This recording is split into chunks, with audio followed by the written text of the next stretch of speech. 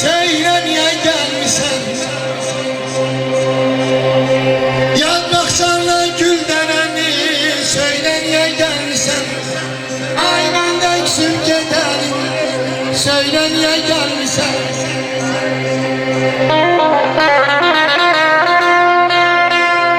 Ay Mihrimah, seni görmeye geldim. Çıkmadın karşıma, sen ey vefasız. Özüm bilirdi ki senden zövk alırım ben. Kör ettin eşkimi, sen Şampan ey vefasız. Dergahoğlu təqdim edir.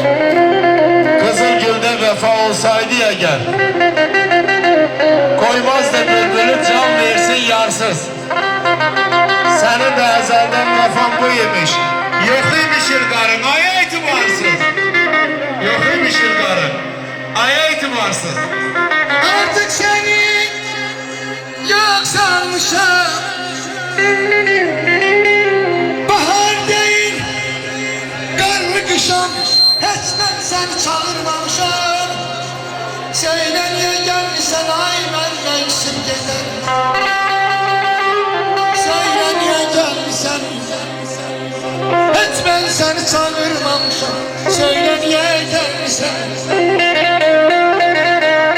İller boyu seni gezdim. Ay geçken muhabbetim. Sen yubandın, ben telaştım. Soldu gençlik terabetim, ay geçken muhabbetim.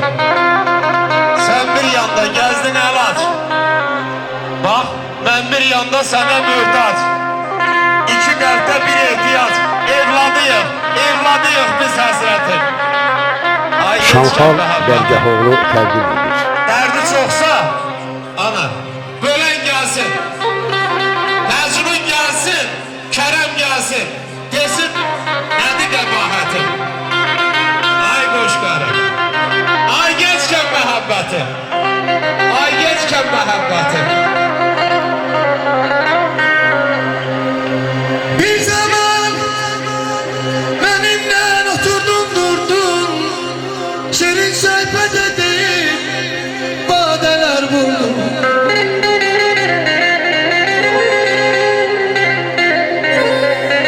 El obadan gizli bir hayat kurdun. Şimdi biz ne olduk, ay itibarsız, ay itibarsız.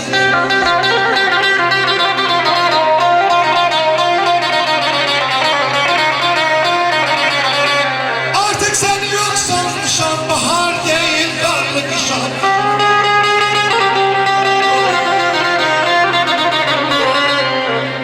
Artık sen yok sanmışam, bahar değil karlı kışan. Hiç ben seni çağırmamışam. Söyle niye gelmişsen, ay benden küsüp gider.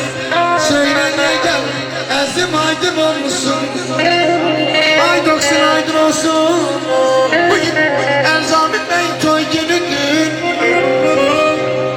Fayda kalmış toy günüdür. Gözleriniz aydın olsun. Size ant veririm, o gittiğiniz ziyarete gidersin.